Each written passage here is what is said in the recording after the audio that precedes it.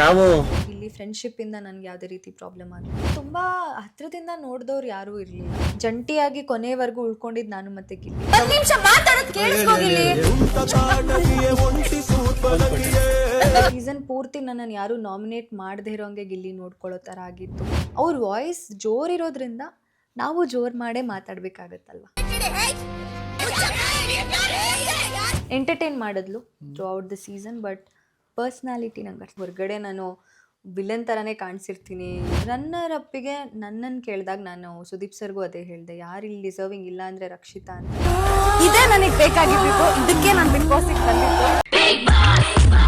ಹೌದು ಸ್ವಾಮಿ, ಹೌದು ಸ್ವಾಮಿ, ಹೌದು ಸ್ವಾಮಿ, ಹೌದು ಸ್ವಾಮಿ.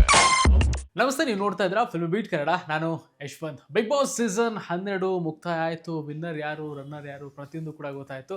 ಟಾಪ್ 6 ಕಂಟೆಸ್ಟೆಂಟ್ಗಳು ಈಗಾಗಲೇ ಹೊರ ಬಂದಾಯಿತು. ಒಬ್ಬೊಬ್ರದ ಇಂಟರ್ವ್ಯೂ ಮಾಡ್ತಾ ಇದ್ದೀನಿ. ಆ್ಯಂಡ್ ಇವಾಗ ನನಗೆ ಸಿಕ್ಕಿರುವಂಥ ಸ್ಪೆಷಲ್ ಗೆಸ್ಟ್ ಯಾರು ಅಂತ ಅಂದರೆ, ಎಸ್, ಹೇಗಿದ್ದೀರಾ? ಚೆನ್ನಾಗಿದ್ದೀನಿ, ನೀವು ಹೇಗಿದ್ದೀರಾ? Welcome back. ನಿಮ್ಮ ಮನೆಗೆ ಸ್ವಾಗತ. Yes. ಆ್ಯಂಡ್ ನಾನು ಹುಡುಕೊಂಡು ನಿಮ್ಮ ಮನೆಗೆ ಬಂದ್ಬಿಟ್ಟಿದ್ದೀನಿ. Thank you so Kavya much. ಅವರು ಇವತ್ತು ನನಗೆ ಸಿಕ್ಕಿದ್ದಾರೆ. Thank you. ಹೊರಗಡೆ ಬರ್ತಿದ್ದಂಗೆ ಫಸ್ಟ್ ನಿಮ್ಮ ಒಂದು ಮನೆಗೆ ಬರ್ತಿದ್ದಾಗ ಒಂದು ಫೀಲಿಂಗ್ ಇರುತ್ತೆ.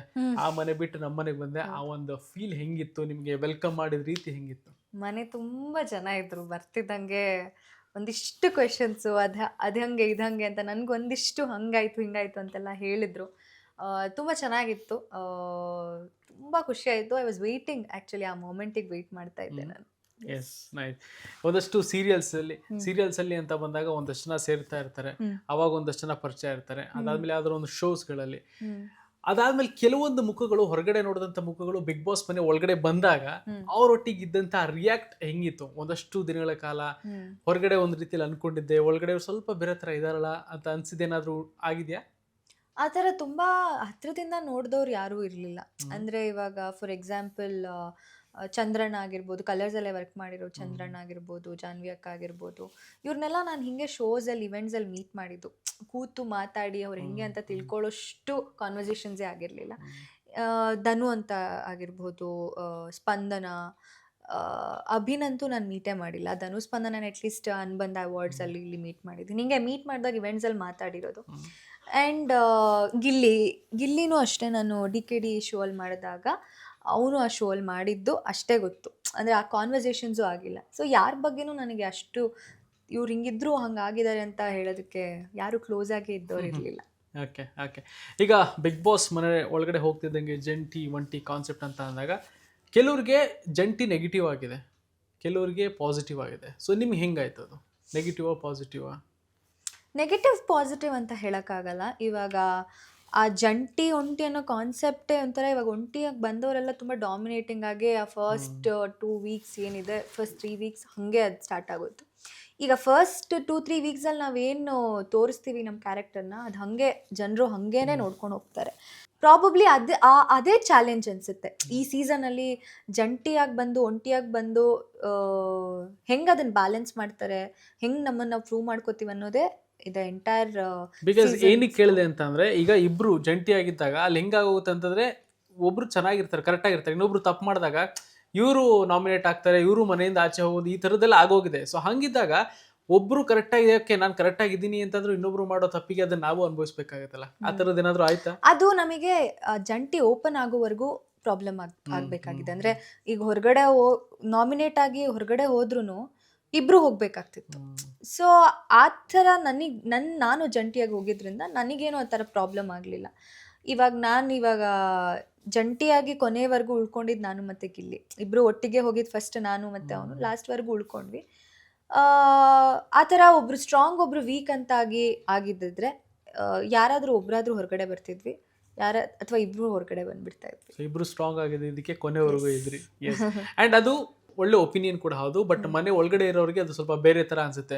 ನಿಮ್ಮಿಂದ ಇವರು, ಇವರಿಂದ ನೀವು ಅನ್ನೋ ಥರ ಬಂದಾಗ, ಒಂದು ಜಗಳ ನಡೆದಾಗ ಫ್ರೀ ಪ್ರಾಡಕ್ಟ್ ಅಂತ ಹೇಳೋದು, ಅವೆಲ್ಲ ಮನ್ಸಿಗೆ ಎಷ್ಟು ಗೊಂದಲ ತರಿಸುತ್ತೆ. ನಿಜಕ್ಕೂ ಹಂಗೆ ಅನ್ನಿಸ್ತಾ ಇದೆಯಾ ಅಂತ ಏನಾದರೂ ಮನ್ಸಿಗೆ ಬಂದಾಗ ಏನಾದರೂ ಚೇಂಜ್ ಮಾಡ್ಕೊಳ್ಳೋಕೆ ಪ್ರಯತ್ನ ಪಟ್ರಾ ಇಲ್ಲ ಹೆಂಗೆ ಅಂತ? ಖಂಡಿತ. ಅಂದರೆ ಅವರೇನೋ ಹೇಳಿ ಮನೇಲಿರೋರು ಏನೋ ಹೇಳಿದಾಗ ಗೊಂದಲಗಳು ಖಂಡಿತ ನನಗೆ ಬರಲಿಲ್ಲ. ಅಂಟಿಲ್ ಅನ್ಲೆಸ್ ಹೊರಗಡೆಯಿಂದ ಯಾರೋ ಬಂದೇನೋ ಹೇಳಿದಾಗ ಅಥವಾ ಸುದೀಪ್ ಸರ್ ಏನೋ ಒಂದು ಫೀಡ್ಬ್ಯಾಕ್ ಕೊಟ್ಟಾಗ ಹೌದಾ ಅಂತ ಅನ್ಸೋದುಂಟು. ಯಾಕಂದರೆ ಮನೆಯವ್ರು ಏನೇ ಹೇಳಿದ್ರು ಅದು ಅವ್ರ ಸ್ಟ್ರಾಟಜಿ ಆಗಿರ್ಬೋದು ಅಥವಾ ಒಂದು ಇನ್ನೇನೋ ನಾನು ಕುಗ್ಸಕ್ಕೆ ಹೇಳಿರ್ಬೋದು. ಅದನ್ನು ಯಾವತ್ತೂ ನಾನು ಈ ಮನೆಯವ್ರು ಏನೋ ಹೇಳಿ ನಾನು ಅದನ್ನು ಸೀರಿಯಸ್ ಆಗಿ ತಗೊಳ್ಳೇ ಇಲ್ಲ. ಬಟ್ ಸುದೀಪ್ ಸರಿಂದ ಒಂದು ಆ ಥರ ಫೀಡ್ಬ್ಯಾಕ್ಸ್ ಬರ್ತಿದ್ದಾಗ ಐ ವಾಸ್ ಲೈಕ್ ಚೇಂಜ್ ಮಾಡ್ಕೋಬೇಕು, ನನ್ನ ಗೇಮ್ ನಾನು ಇನ್ನೂ ಸ್ಟ್ರಾಂಗಾಗಿ ಆಡಬೇಕು ಅನ್ನೋದನ್ನು ಮಾಡ್ಕೊಂಡಿರೋದುಂಟು. ಸಮ್ಟೈಮ್ಸ್ ಎಲ್ಲೋ ನಾವು ಯಾರ ಜೊತೆ ತುಂಬ ಕನೆಕ್ಟ್ ಆಗ್ತಿದ್ದೀವಿ, ಯಾರ ಜೊತೆ ತುಂಬ ಒಂದು ಒಳ್ಳೆ ಫ್ರೆಂಡ್ಶಿಪ್, ಒಂದು ಬಾಂಡಿಂಗ್ ಏನೇನಿರುತ್ತೆ ನಮಗೆ ಮಾತ್ರ ಗೊತ್ತಿರುತ್ತೆ. ಹೊರಗಡೆ ಬೇರೆ ರೀತಿಯಲ್ಲಿ ಪ್ರೊಜೆಕ್ಟ್ ಆಗ್ತಾ ಇದೆಯೋ ಇಲ್ಲ ಮನೆ ಒಳಗಡೆ ಇರೋರು ಏನಾದರೂ ನಮ್ಮಿಬ್ಬರ ಬಗ್ಗೆ ಏನಾದರೂ ಗಾಸಿಪ್ ಮಾಡ್ತಾ ಇದ್ದಾರೆ ಅಂತ ಅಂದಾಗ ಹಿಂಗಾಗುತ್ತೆ. ನೆಕ್ಸ್ಟ್ ಎಲ್ಲೋ ನನಗೆ ಒಂಥರ ನೆಗೆಟಿವ್ ಆಗ್ತಾ ಇದೆ ಅಂತ ಅನಿಸುತ್ತೆ. ಮನೆಯವರು ಕೂಡ ಏನೋ ಬೇರೆ ಥರ ಅಂದ್ಕೊಂಬಿಟ್ರೆ ಒಂಚೂರು ಅವಾಗಲೇ ಗ್ಯಾಪ್ ತೊಗೊಂಬಿಡೋಣ ಅಂತ ಅನ್ಸಿದ್ದು ಏನಾದರೂ ಬೆಟರ್ ಅಂತ ಅನ್ಸುತ್ತಾ? ಇಲ್ಲ ಇದೊಂದು ನನ್ನ ಫ್ರೆಂಡ್ಶಿಪ್ ನಮ್ಮಿಬ್ಬರಿಗೆ ಮಾತ್ರ ಗೊತ್ತು, ಹೊರಗಡೆ ಏನಾದರೂ ತಿಳ್ಕೊಳ್ಳಿ ನಾವು ಹೆಂಗಿದ್ದೀವಿ ಹಾಗೆ ಇರೋಣ ಅಂತ ಏನಾದರೂ ಅನ್ಸಿದ್ದು? ಫ್ರೆಂಡ್ಶಿಪ್ ವಿಷಯದಲ್ಲಿ ನಾ ಹೇಳಿದ್ನಲ್ಲ, ನನಗೆ ಗಿಲ್ಲಿಯಿಂದ ಆ ಥರ ಅವನೇನೋ ಪ್ರಾಬ್ಲಮ್ ಆಗಿಲ್ಲ. ಗಿಲ್ಲಿ ಫ್ರೆಂಡ್ಶಿಪ್ಪಿಂದ ನನಗೆ ಯಾವುದೇ ರೀತಿ ಪ್ರಾಬ್ಲಮ್ ಆಗಲಿಲ್ಲ. ಬಟ್ ಎಲ್ಲೋ ಒಂದು ಕಡೆ ಶ್ಯಾಡೋ ಆಗ್ತಿದೇನೇನೋ ಅನ್ನೋ ಒಂದು ಫೀಡ್ಬ್ಯಾಕ್ ಬಂದಾಗ ಐ ಶುಡ್ ಹ್ಯಾವ್, ಅಂದರೆ ನನಗೆ ಅದು ಥಿಂಕ್ ಮಾಡಬೇಕಾಗಿ ಬಂತು. ಯಾಕಂದರೆ ಗಿಲ್ಲಿಗೆ ಬರ್ತಿರ್ಲಿಲ್ಲ ಆ ಥರ ಫೀಡ್ಬ್ಯಾಕ್ಸ್, ನನಗೆ ಮಾತ್ರ ಬರ್ತಾ ಇದ್ದಿದ್ದು. ಸೊ ನಾನು ಏನು ಮಾಡಬಹುದು, ಏನು ಮಾಡಬೇಕು? ಸಾಕಷ್ಟು ಬಾರಿ ಸುದೀಪ್ ಸರ್ ಅವಳು ಆಟ ಆಡೋಕ್ಕೆ ಬಿಡು ಅಂತಂದಾಗ ಅವ್ನು ನನ್ನ ಗೇಮ್ ಅಫೆಕ್ಟ್ ಮಾಡೋ ಥರ ನಾನೇನು ಮಾಡ್ತಿದ್ದೀನಿ, ನಾನು ಯಾಕೆ ಬಿಟ್ಕೋತಾ ಇದ್ದೀನಿ ಅನ್ನೋ ಒಂದು ಕ್ವೆಶ್ಚನ್ ಮಾರ್ಕ್ ಬಂದಾಗ, ಆಟ ಫ್ರೆಂಡ್ಶಿಪ್ ಎಲ್ಲ ಸೈಡ್ಗಿಟ್ರೆ ಆಟ ಅಂತ ಬಂದಾಗ ನಾನು ಏನು ಮಾಡಬೇಕು, ನಾನು ಏನು ಮಾಡ್ತಾಯಿದ್ದೀನಿ ಅನ್ನೋದು ನಾನು ಕ್ಲಾರಿಟಿ ತೊಗೊಳ್ಳೋದು ಆ ಪ್ರಾಸೆಸಿಂಗಲ್ಲೇ ನಾನು ಇದು ಮಾಡಿದ್ದೀನಿ. ಎಸ್. ಆ್ಯಂಡ್ ಟಾಪ್ 6 ಕಂಟೆಸ್ಟೆಂಟ್ಗಳ ಪೈಕಿ ನೀವು ಆಡಿರಲಿಲ್ಲ ಅಂದರೆ ಅಲ್ಲಿ ಇರ್ತಾ ಇರಲಿಲ್ಲ ನೀವು. ಆ್ಯಂಡ್ ಒಬ್ಬರು ಏನು ಹೇಳ್ತಾರೆ, ಒಬ್ಬರು ಅಲ್ಲ ಸುಮಾರು ಜನ ಏನು ಹೇಳೋದು ಅಂತಂದರೆ, ಎಲ್ಲೋ ಒಂದು ಕಡೆ ಗಿಲ್ಲಿ ನಾರ್ಮಲಾಗಿ ಮಾತಾಡ್ತಾ ಕಾವು ಬಾ ನಿನಗೂ ನನ್ನ ಜೊತೆ ಫೈನಲಿ ಕರ್ಕೊಂಡು ಹೋಗ್ಬಿಡ್ತೀನಿ ಅಂತ ಹೇಳಿದ ಮಾತು ಹೆಂಗಾಯಿತು ಅಂತಂದರೆ, ನಿಮ್ಮ ಆಟ ಎಷ್ಟೇ ಇದ್ರೂ ಕೂಡ ಆ ಮಾತು ಆಟನ ಕ್ಲೋಸ್ ಮಾಡಿ ಗಿಲ್ಲಿ ಇದ್ದಿದ್ದಕ್ಕೆ ಕಾವು ಫೈನಲಿಗೆ ಬಂದಿದ್ದು ಅನ್ನೋ ಒಂದಷ್ಟು ಮಾತುಗಳು ಹೆಚ್ಚಾಗಿ ಬಂದಾಗ ಅಂಥವ್ರಿಗೆ ಏನು ಹೇಳೋಕ್ಕೆ ಇಷ್ಟಪಡ್ತೀರಾ? ಒಂದು ವಾರ ನಾಮಿನೇಷನ್ನಿಂದ ಯಾರಷ್ಟೇ ಜನ ನಾಮಿನೇಟ್ ಮಾಡಿದ್ರು ನನ್ನನ್ನು ಸೇವ್ ಮಾಡ್ದ ಅನ್ನೋದು ಬರುತ್ತೆ. ಸೀಸನ್ ಪೂರ್ತಿ ಅದೇ ಆಗಿದ್ದಿದ್ರೆ, ಸೀಸನ್ ಪೂರ್ತಿ ನನ್ನನ್ನು ಯಾರೂ ನಾಮಿನೇಟ್ ಮಾಡದೇ ಇರೋಂಗೆ ಗಿಲ್ಲಿ ನೋಡ್ಕೊಳ್ಳೋ ಥರ ಆಗಿದ್ದು, ಸೀಸನ್ ಪೂರ್ತಿ ಗಿಲ್ಲಿ ನನಗೆ ಸ್ಟ್ಯಾಂಡ್ ತಗೊಳ್ಳೋ ಆಗಿದ್ದು, ಎಲ್ಲ ಸಿಚುವೇಷನಲ್ಲೂ ಗಿಲ್ಲಿನೇ ನಾನು ಸೈಲೆಂಟಾಗಿದ್ದು ಗಿಲ್ಲಿನೇ ಮಾತಾಡೋ ಥರ ಆಗಿದ್ದಿದ್ರೆ ನಾನು ಸೀಸನ್ ಪೂರ್ತಿ ನಾಮಿನೇಟೇ ಆಗಿಲ್ಲ, ಅದು ಗಿಲ್ಲಿಯಿಂದ ಅನ್ನೋದಾಗಿದ್ದಿದ್ರೆ ಈ ಮಾತನ್ನ ಒಪ್ತಾ ಇದ್ದೆ. ಯಾರಾದರೂ ನನ್ನ ನಾಮಿನೇಟ್ ಮಾಡ್ತಾರೆ ಅನ್ನೋ ಒಂದು ರೀಸನ್ ಕೊಟ್ಟು ಅಂತಂದಾಗ ನಾನು ಅದಕ್ಕೆ ಫೈಟ್ ಮಾಡಿದ್ದು. ಸೊ ಈ ಫ್ರೆಂಡ್ಶಿಪ್ ಎಲ್ಲ ಸೈಡ್ಗಿಟ್ಟು ನನ್ನ ಗೇಮ್ ಅಂತ ಏನು ಆಡಿದ್ದೀನಿ ಅದನ್ನು ನೋಡಿದಾಗ I think I really played well, ಅದಕ್ಕೆ ನಾನು ಟಾಪ್ 4ಅಲ್ಲಿದ್ದೆ ಅಷ್ಟೇ. ಓಕೆ. ಆ್ಯಂಡ್ ಇನ್ನೊಂದು ಕಡೆ ಏನು ಬರುತ್ತೆ ಗೊತ್ತಾ, ಈ ಕಲರ್ಸಲ್ಲಿ ಸ್ವಲ್ಪ ಏನು ಸೀರಿಯಲ್ ಎಲ್ಲ ಮಾಡಿ ಫೇಮ್ ಆಗಿರ್ತಾರೆ, ಕಲರ್ಸಲ್ಲಿ ಸ್ವಲ್ಪ ಅವ್ರು ಸೇವ್ ಮಾಡ್ತಾರೆ ಅನ್ನೋ ವಿಚಾರ ಯಾಕೆ ಜಾಸ್ತಿ ಬಂತು ಅಂದರೆ ಸ್ಪಂದನ ಅವ್ರಿಗೆ ಜಾಸ್ತಿ ಬಂದಿತ್ತು. ಆ್ಯಂಡ್ ಜಾನ್ವಿ ಅವರು ಕೂಡ ಅದನ್ನೇ ಹೇಳಿದ್ರು, ಹೊರಗಡೆ ಕಮೆಂಟ್ ಹೌದಲ್ವಾ ಆಗಿರ್ಬೋದಲ್ವಾ ಅಂತ ಒಂದಷ್ಟು ಹೇಳ್ತಾರೆ. ಆ ಸ್ಟ್ರಾಟಜಿ ಏನಾದರೂ ವರ್ಕ್ ಆಗುತ್ತಾ? ಪರ್ಸ್ಪೆಕ್ಟಿವ್ ಸರ್, ಯೋಚನೆ ಒಬ್ಬೊಬ್ರು ಯೋಚನೆ ಮಾಡೋ ರೀತಿ. ಬಟ್ ಸಮ್ಟೈಮ್ಸ್ ಹೆಂಗೆ ಅನ್ಸುತ್ತೆ, ಅವರು ಓಕೆ ಈಗ ಟಾಸ್ಕ್ ಆಡಿಲ್ಲ, ಟಾಸ್ಕ್ ಜಾಸ್ತಿ ಆಡ್ತಿಲ್ಲ, ಫಿಸಿಕಲ್ ಟಾಸ್ಕ್ಗಳಲ್ಲಿ ಜಾಸ್ತಿ ಇನ್ವಾಲ್ವ್ ಇಲ್ಲ, ಕ್ಯಾಪ್ಟನ್ಶಿಪ್ ಬಂದಿದ್ದು ಕೂಡ ಒಂದು ಅದೃಷ್ಟ. ಸೊ ಹಂಗಿದ್ರು 99 ಡೇಸ್ ಕಂಪ್ಲೀಟ್ ಮಾಡೋದು ಅಂತಂದರೆ ಹೆಂಗೆ ಅಂತ. ಅದೇ 14 ವೀಕ್ಸು ಅವಳಲ್ಲೂ ಒಂದು ಆ ಪಾಸಿಟಿವಿಟಿ ಇಲ್ಲ ಅಥವಾ ಆ ಒಂದು ಪ್ಲಸ್ ಏನೋ ಅವಳಲ್ಲೂ ಇಲ್ಲ ಅಂತಂದರೆ 14 ವೀಕ್ಸ್ ಟ್ರಾವೆಲ್ ಮಾಡೋದು ಕಷ್ಟ ಅಲ್ವಾ? ಅಂದರೆ ಅಷ್ಟು ಜನನ ಫೂಲ್ ಮಾಡೋಕ್ಕಾಗಲ್ಲ. ಅಂದರೆ ಚಾನಲ್ ಏನೋ ಸೇವ್ ಮಾಡ್ಕೋತಿದ್ದಾರೆ ಅನ್ನೋದಕ್ಕೆ ಸುಮ್ಮನೆ ಉಳಿಸ್ಕೊಳಕ್ಕಾಗಲ್ಲ ಅಲ್ವಾ? ಅದು 14 ವೀಕ್ಸ್. ಓಕೆ, ಚಾನಲ್ ಅವರು ಅಂತ 1 ವಾರ ಪುಷ್ ಮಾಡ್ತಾರೆ, 2 ವಾರ ಪುಷ್ ಮಾಡ್ತಾರೆ, ಎಷ್ಟು ದಿನ ಅಂತ ಪುಷ್ ಮಾಡೋಕ್ಕಾಗುತ್ತೆ?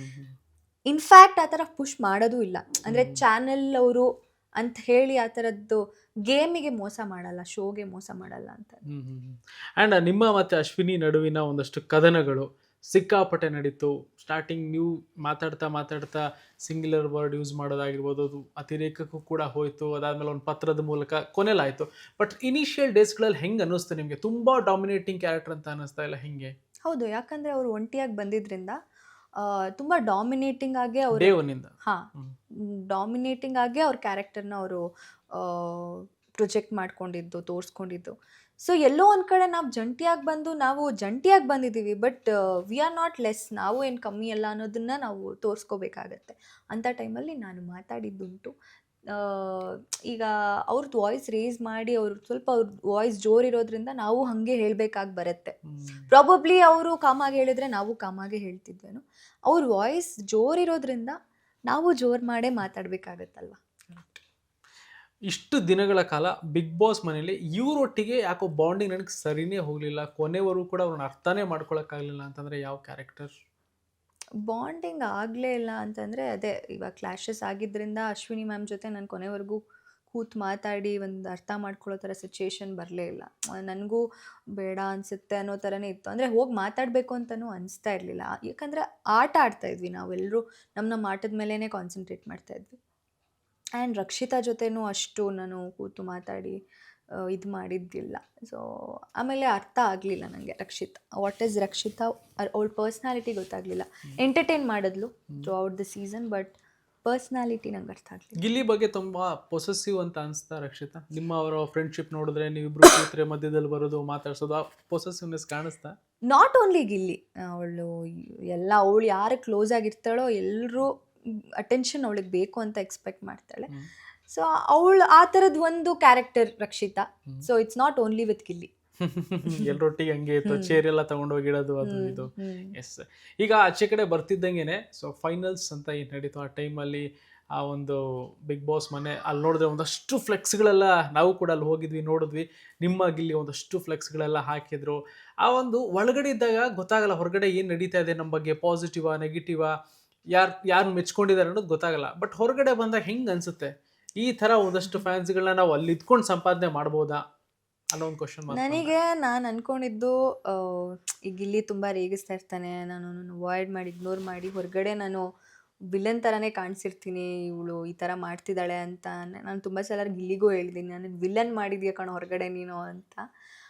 ಅದನ್ನು ಅಂದ್ಕೊಂಡೆ ಆ ಥರ ಆಗಿರುತ್ತೆ ನನ್ನ ಬಗ್ಗೆ ಅಂತ ಅಂದ್ಕೊಂಡೆ. ಹಂಗೆ ಆಗ್ಬಿಡುತ್ತೆ ಅಂದ್ಬಿಟ್ಟು ಒಳಗಡೆ ನಾನು ಏನೂ ಗೇಮ್ ಚೇಂಜ್ ಮಾಡಲಿಲ್ಲ. ನನಗೇನು ಸರಿ ಅನಿಸುತ್ತೋ ನಾನು ಅದನ್ನೇ ಮಾಡಿದ್ದು. ಬಟ್ ಅಂದ್ಕೊಂಡಿದ್ದಂತೂ ನಿಜ, ನಾವು ಹಿಂಗೆ ಆಡ್ತಿರೋದ್ರೆ ಹೊರಗಡೆ ನಾನು ವಿಲನೇ ಆಗಿರ್ತೀನಿ, ಕೆಟ್ಟೋಳಾಗಿರ್ತೀನಿ ಅಂತ. ಬಟ್ ನಮ್ಮಿಬ್ರು ಫ್ರೆಂಡ್ಶಿಪ್ನ ಇಷ್ಟು ಜನ ಇಷ್ಟಪಡ್ತಿದ್ದಾರೆ, ನಮ್ಮಿಬ್ರು ಆ ಬಾಂಡ್ನ ಇಷ್ಟಪಡ್ತಿದ್ದಾರೆ ಅನ್ನೋದು ನೋಡಿ ಸಖತ್ ಖುಷಿ ಆಯಿತು ನನಗೆ. ಆ್ಯಂಡ್ ತುಂಬ ಜನ ಮೆಚ್ಕೊಂಡಿದ್ದಾರೆ. ಆ್ಯಂಡ್ ಗಿಲ್ಲಿಯವರು ಕೂಡ ಅಲ್ಲಿ ಮಂಡ್ಯದಲ್ಲಿ ಒಂದು ರ್ಯಾಲಿಗಳೆಲ್ಲ ಏನಾಗ್ತದೆ ಅಲ್ಲೋ ಅವ್ರಿಗೆ ಒಂದಷ್ಟು ಕ್ವಶನ್ಸ್ ಮಾಡ್ತಾ ಇರುವಂಥದ್ದು ಏನು ಅಂತಂದರೆ, ನಾಳೆ ದಿನ ಇವಾಗ ಫ್ರೆಂಡ್ಶಿಪ್ ಇದೆ, ನಾಳೆ ದಿನ ಮತ್ತೆ ಏನಾದರೂ ಅನ್ಯೂನ್ಯತೆ ಬೆಳಿಬೋದಾ, ಏನಾದರೂ ರಿಲೇಷನ್ಶಿಪ್ ಡ್ಯಾಶ್ ಡ್ಯಾಶ್ ಡ್ಯಾಶ್ ಆ ಥರ ಎಲ್ಲ ಹೇಳ್ತಾ ಇರ್ತಾರೆ. ನಾನು ಅದೇ ಹೇಳಿದ್ನಲ್ಲ, ಈಗ ಅವ್ನು ನನ್ನನ್ನು ನೋಡಿರೋದು ಆ್ಯಸ್ ಅ ಫ್ರೆಂಡ್ ಆಗಿ, ನಾನು ಗಿಲ್ಲಿ ನೋಡಿರೋದು ಫ್ರೆಂಡ್ ಆಗಿ. ಇನ್ನೊಂದು ಪರ್ಸ್ಪೆಕ್ಟಿವಲ್ಲಿ ನೋಡೇ ಇಲ್ಲ ನಾವು, ಅಂದರೆ ಇನ್ನೊಂದು ಭಾವನೆ ಇಲ್ಲ. ಹಾಗಿದ್ದಾಗ ಅದು ಫ್ರೆಂಡ್ಶಿಪ್ ಹಾಗೆ ಇರಕ್ಕೆ ಬಿಟ್ಬಿಡೋಣ ಅಂತ. ಅದೇ ಡಿಪೆಂಡ್, ಯಾಕಂದರೆ ಕೆಲವೊಂದು ಈಗ ಸೀರಿಯಲ್ ಫೇಮ್ಗಳು ಏನು ಬರುತ್ತೆ, ಆ ಎರಡು ಜೋಡಿ ಆ ಕಪಲ್ ನೋಡಿದಾಗ ಎಷ್ಟು ಚೆನ್ನಾಗಿ ಕಾಣಿಸ್ತಾ ಇದೆ, ಸ್ಕ್ರೀನಲ್ಲಿ ಮುದ್ದಾಗಿದ್ದಾರೆ. ರಿಯಲ್ ಲೈಫಲ್ಲೂ ಕೂಡ ಆ ಥರ ಆಯಿತು ಅಂತಂದರೆ ಆಡಿಯನ್ಸ್ಗಳು ಎಕ್ಸ್ಪೆಕ್ಟ್ ಮಾಡೋದು ನಿಮಗೆ ಗೊತ್ತೇ ಇರುತ್ತೆ. ಸೊ ಹಾಗಾಗಿ ಅಷ್ಟು ಚೆನ್ನಾಗಿ ನೋಡಿ ನಿಮಗೆ ಅಷ್ಟು ಲಕ್ಷಾಂತರ ಕೋಟಿಗಿಟ್ಲೆ ಓಟ್ಗಳು ಹಾಕಿದಾಗ ಅಲ್ಲೂ ಏನೋ ಒಂದು ಅನ್ಸಿರುತ್ತೆ, ಆ್ಯಸ್ ಎ ನಿಮ್ಮ ಫ್ಯಾನ್ಸ್ಗಳಿಗೂ ಎಲ್ಲೋ ಅನ್ಸಿರ್ಬೋದು. ಸೊ ಹಾಗಾಗಿ ಈ ಮೂಲಕ ಒಂದು ನಿಮ್ಮ ಕಡೆಯಿಂದನೇ ಒಂದು ಆನ್ಸರ್ ಸಿಕ್ಬಿಡ್ಲಿ ಅನ್ನೋ ಕಾರಣ ಕ್ವಶನ್ ಅಷ್ಟೇ, ಬೇರೆ. ಅದೇ ನಮ್ಮ ಫ್ರೆಂಡ್ಶಿಪ್ ಒಂದು ಫ್ರೆಂಡ್ಶಿಪ್ ಆಗೇ ಇದೆ, ಫ್ರೆಂಡ್ಶಿಪ್ ಆಗೇ ಕಂಟಿನ್ಯೂ ಆಗುತ್ತೆ. ಎಸ್, ಆ್ಯಂಡ್ ರನ್ನರ್ ವಿನ್ನರ್ ಆಗೋಯ್ತು. ಎಷ್ಟು ಡಿಸರ್ವಿಂಗ್ ಅನ್ಸುತ್ತೆ ಆ ಎರಡು ಪ್ಲೇಸಿಗೆ ಆ ಇಬ್ಬರು ವ್ಯಕ್ತಿಗಳು? ವಿನ್ನರ್ಗೆ ಎಸ್, ಗಿಲ್ಲಿ ತುಂಬ ಡಿಸರ್ವಿಂಗ್ ಅಂತ ಅನಿಸ್ತಾನೆ. ರನ್ನರ್ ಅಪ್ಪಿಗೆ ನನ್ನನ್ನು ಕೇಳಿದಾಗ ನಾನು ಸುದೀಪ್ ಸರ್ಗೂ ಅದೇ ಹೇಳಿದೆ, ಯಾರು ಇಲ್ಲಿ ಡಿಸರ್ವಿಂಗ್ ಇಲ್ಲ ಅಂದರೆ ರಕ್ಷಿತಾ ಅಂತಾನೆ. ನಾನು ಅವಳ ಆಟನ ನನ್ನ ಕಣ್ಣಲ್ಲಿ ನಾನು ನೋಡಿದಾಗ ನನಗೆ ಅದು ಡಿಸರ್ವಿಂಗ್ ಅಂತ ಅನಿಸ್ಲಿಲ್ಲ. ಬಟ್ ಜನರಿಗೆ ಇಷ್ಟ ಆಗಿ ಯಾರು ಬರಬೇಕಿತ್ತು? ನಾನು. ನೀವು ಬರಬೇಕಿತ್ತ? ಸೊ ಅಲ್ಲಿಗೆ ಸುದೀಪ್ ಸರ್ ಇಬ್ಬರು ಕೈ ಹಿಂಗೆ ಇತ್ಕೊಂಡಿದ್ರೆ ಸೊ ಆ ಒಂದು ಮೂಮೆಂಟ್ ಎಂಜಾಯ್ ಮಾಡ್ತಾ ಇದ್ರಿ ನೀವು ಆ್ಯಕ್ಚುಲಿ. ಸೊ ರನ್ನರ್ ಆಗಿದ್ರು ನಿಮಗೆ ಖುಷಿ ಆಗ್ತಿತ್ತು? S S S. ಆ್ಯಂಡ್ ಇಲ್ಲಿ ನೋಡ್ತಾ ಇದ್ದೆ ಒಂದು ಫೋಟೋ ಸಖತ್ತಾಗಿದೆ ಇದು. ಸೊ ಅಲ್ಲಿ ಒಂದು ಟೆಕ್ಸ್ಟ್ ಬರೆದಿದೆ, ಏನು ಯಾವ ಒಂದಷ್ಟು ಮೂಮೆಂಟ್ಸ್ಗಳೆಲ್ಲ ಇದೆ ಇಲ್ಲಿ, ಬಿಗ್ ಬಾಸ್ನ ಒಂದಷ್ಟು ಮೂಮೆಂಟ್ಗಳಿದೆ. ಸೊ ಬಾದ್ಶಾ ಕಿಚ್ಚ ಸುದೀಪ್ ಅವ್ರದ್ದು ಒಂದು ದೊಡ್ಡ ಫೋಟೋ ಇದೆ. ಪ್ರತಿ ಸಲ ಇದನ್ನ ನೋಡಿದಾಗ ಫಸ್ಟ್ ನಿಮಗೆ ಅನ್ಸುತ್ತೇನು? ಇಲ್ಲ, ನಿನ್ನೆ ಒಬ್ರು ತಂದ್ಕೊಟ್ಟಿದ್ದು, ಕೊಲಾಜ್ ಮಾಡಿ ದಾವಣಗೆರೆ ಅವ್ರು ಯಾರೋ ತಂದು ಕೊಟ್ಟಿದ್ದು, ಮನೆಗೆ ಬಂದು ತಂದು ಕೊಟ್ಟರು. ತುಂಬ ಖುಷಿ ಆಯಿತು. ಪ್ರತಿಯೊಂದು ಫೋಟೋಸ್ ನೋಡ್ಬೇಕಾದ್ರೆ ಇದು ಇವಾಗಲ್ವಾ ಅಂತ ನೋಡಿ ಕಂಪ್ಲೀಟ್ ಬಿಗ್ ಬಾಸ್ ಜರ್ನಿ ಇದೆ ಅದರಲ್ಲಿ. ಖುಷಿ ಆಗುತ್ತೆ ನೋಡೋದಕ್ಕೆ ಆಕ್ಚುಲಿ. ಈಗ ಬಿಗ್ ಬಾಸ್ ನ ಒಂದು ಹ್ಯಾಂಗ್ ಓವರ್ ಅಲ್ಲಿ ಇದೀರಾ. ಸೊ ಅದೇ ಒಂದು ಇದರಲ್ಲಿ ಇಂಟರ್ವ್ಯೂಸ್ಗಳು ಕೊಡ್ತಾ ಇದ್ರ. ಒಂದ್ 5 ವರ್ಷ ಆದ್ಮೇಲೆ ಈ ಫೋಟೋ ಹಿಂಗೆ ಇರುತ್ತೆ, ಇಲ್ಲೇ ಇರುತ್ತೆ. ಆಫ್ಟರ್ ಒಂದ್ 5 ವರ್ಷ ಆದ್ಮೇಲೋ ಇಲ್ಲ ನಿಮ್ ಮದುವೆ ಆದ್ಮೇಲೋ ಇದನ್ನ ನೋಡಿದಾಗ ಅವಾಗ ಹೆಂಗ್ ಅನ್ಸುತ್ತೆ, ಏನ್ ಆ ಫೀಲ್ ಹೆಂಗಿರ್ಬೋದು? ಖುಷಿ ಆಗತ್ತೆ ಅಂದ್ರೆ ಆ ಜರ್ನಿ ಇದೆಯಲ್ಲ, ಕಂಪ್ಲೀಟ್ ಬಿಗ್ ಬಾಸ್ ಜರ್ನಿನೇ ಒಂದು ತುಂಬಾ ಸ್ಪೆಷಲ್ ನನಗೆ. ಎವ್ರಿ ಮೊಮೆಂಟ್, ಪ್ರತಿ ದಿನ we have lived there. So ಯಾವಾಗ ನೋಡಿದ್ರು ಖುಷಿ ಆಗೇ ಆಗುತ್ತೆ. ಬಿಗ್ ಬಾಸ್ನಲ್ಲಿ ಏನು ಕಲ್ತ್ರಿ? ಆ, ಅದೇ ಬಿಗ್ ಬಾಸಲ್ಲಿ ತುಂಬ, ಬಿಗ್ ಬಾಸ್ಗೆ ಹೋಗೋಕ್ಕೆ ಮುಂಚೆ ಅಯ್ಯೋ ಏನಾಗುತ್ತೋ ಏನೋ, ನಾವಾಗಿದ್ದಾಗ ಉಳ್ಕೊತೀವೋ ಇಲ್ವೋ ಅನ್ನೋದಿತ್ತು. ಸೊ ನಿಮ್ಮ ವ್ಯಕ್ತಿತ್ವನ ಬಿಟ್ಕೊಡದೆ ಆಟ ಆಡಿದ್ರೆ ಕೊನೆವರೆಗೂ ಇರಬಹುದು, ಗೆಲ್ಲದೆ ಇರಬಹುದು, ಬಟ್ ಕೊನೆವರೆಗೂ ಇದ್ದು ಕೊನೆ ದಿನದವರೆಗೂ ಇರಬಹುದು ಅನ್ನೋದನ್ನ ನಾನೇ ಅರ್ಥ ಮಾಡ್ಕೊಂಡೆ. ಸೀರಿಯಲ್ ಲೀಡ್ ಮಾಡಿದ್ರಿ, ಆಫ್ಟರ್ ದಟ್ ಸಿನಿಮಾ ಲೀಡ್ ಆಯಿತು. ಸಿನಿಮಾ ಲೀಡ್ ಆಗ್ತಿದ್ದಂಗೆ ಬಿಗ್ ಬಾಸ್ ಅವಕಾಶ ಸಿಕ್ತು. ಆಫ್ಟರ್ ಬಿಗ್ ಬಾಸ್ ಯಾವ ಥರ ಪ್ಲ್ಯಾನ್ ಅಂತ ಹೇಳ್ತಿಲ್ಲ, ಏನು ಆಗ್ಬೋದು ಮುಂದಿನ ದಿನಗಳಲ್ಲಿ? ಎಂಟರ್ಟೈನ್ಮೆಂಟ್ ಫೀಲ್ಡಲ್ಲೇ ಇರೋದ್ರಿಂದ ಕಾವ್ಯ ಅವರು ನೆಕ್ಸ್ಟ್ ನಮ್ಮನ್ನು ಯಾವ ರೀತಿಯಾಗಿ ಎಂಟರ್ಟೈನ್ ಮಾಡ್ಬೋದು, ಯಾವ ಮೂಲಕ ಮಾಡ್ಬೋದು? ಖಂಡಿತ ಅದ್ರ ಬಗ್ಗೆ ಅದೇ ಯೋಚನೆ ಮಾಡಿಲ್ಲ ಏನು. I am blank right now. But ಒಳ್ಳೆ ಅವಕಾಶ ಸಿಕ್ಕಿ ನಾನೇನು ಡಿಸೈಡ್ ಮಾಡ್ತೀನಿ, ಏನು ಸೆಲೆಕ್ಟ್ ಮಾಡ್ತೀನಿ ಅದನ್ನು ಆದಷ್ಟು ಬೇಗ ಹೇಳ್ತೀನಿ. ಮದುವೆ ಆಗೋ ಟೈಮಲ್ಲಿ ಆಗುತ್ತೆ. ಲೇಟಾ? ಪ್ರಾಬಬ್ಲಿ ನಾನು ಮೆಂಟಲಿ ಪ್ರಿಪೇರ್ ಆಗಬೇಕು ಮದುವೆ ರಿಲೇಶನ್ಶಿಪ್ಗೆ. So ya, love or arrange? ಅದೇ ನನಗೆ ಇಷ್ಟ ಆಗೋ ಥರ ಹುಡುಗ ಸಿಕ್ಕಿದ್ರೆ ಲವ್ ಮ್ಯಾರೇಜ್. ಅಂದರೆ ನನಗೆ ಅನಿಸಿ, ನನಗೆ ಫಸ್ಟ್ ಆಫ್ ಆಲ್ ಮೆಂಟಲಿ ನನಗೀಗ ಓಕೆ ಮದುವೆ ಅನ್ನೋದನ್ನೇ ಇನ್ನು ಆಕ್ಸೆಪ್ಟ್ ಮಾಡಬೇಕು ಅಥವಾ ಸುಮ್ಮನೆ ಒಂದು ಕನಸುಗಳಿರುತ್ತಲ್ಲ, ಹ್ಞೂ ನನ್ನ ಹುಡುಗ ಹಿಂಗಿರಬೇಕು, ಲವ್ ಆಗಬೇಕು, ಅರೇಂಜ್ ಆಗಬೇಕು, ಜಸ್ಟ್ ಒಂದು ಕನಸುಗಳಷ್ಟೇ. ಅದೇ ನನಗೆ ಅನ್ಎಕ್ಸ್ಪೆಕ್ಟೆಡ್ ಆಗಿ ಯಾರೋ ನನಗೆ ಇಷ್ಟ ಆದ್ರು ಅಂದರೆ ಲವ್ ಮ್ಯಾರೇಜ್. ಇಲ್ಲ ನನಗೆ ಯಾರು ಇಷ್ಟನೇ ಆಗ್ತಿಲ್ಲ ಅಂದರೆ ಮನೆಯವರೇ ಸೇರಿಸಿ ನಾವು ನೋಡಿ ಮಾಡ್ತೀವಿ ಅಂತ ಅರೇಂಜ್ ಮ್ಯಾರೇಜ್ ಮಾಡಿ ಕಳಿಸ್ತಾರೆ. And thank you so much Kavya ಅವರೇ. ಆ್ಯಂಡ್ ನಿಮ್ಮ ಬಿಸಿ ಸ್ಕೆಡ್ಯೂಲ್ನಲ್ಲೂ ಕೂಡ ಮಾರ್ನಿಂಗಿಂದ ಮಾಡಿದಿರಾ, ಸೊ ಲಾಸ್ಟ್ ಒಂದಷ್ಟು ಇಂಟರ್ವ್ಯೂ ಕೊಡ್ತಾ ಇದ್ದೀರಾ. ಎಸ್, ನಿಮ್ಮದು ಇವಾಗ ತಾನೇ ಆಚೆ ಬಂದಿದ್ದೀರಾ, ಹೊರಗಡೆ ಹೋಗಿ ಫ್ರೆಶ್ ಅಪ್ ಆಗಿ ಒಳ್ಳೆ ಟ್ರಿಪ್ ಹೊಡೀರಿ, ಮಜಾ ಮಾಡಿ, ಆಮೇಲೆ ಫ್ಯೂಚರ್ ಬಗ್ಗೆ ಯೋಚನೆ ಮಾಡಿ. ಇಷ್ಟೊತ್ತು ಟೈಮ್ ಕೊಟ್ಟು ಫಿಲ್ಮ್ ಬಗ್ಗೆ ಮಾತಾಡಿದ್ರೆ thank you so much and all the best. Thank you. ಸಿಗೋಣ.